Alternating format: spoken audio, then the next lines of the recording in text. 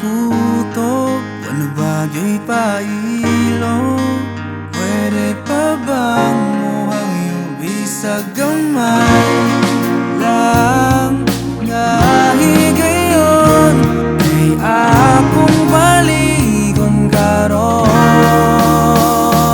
No, sa makausap magpati ko usap, sampitin mo usap ang ngalan ko.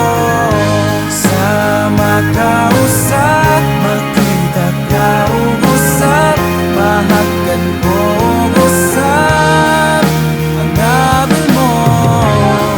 Sa makausap tinawag nga mabalik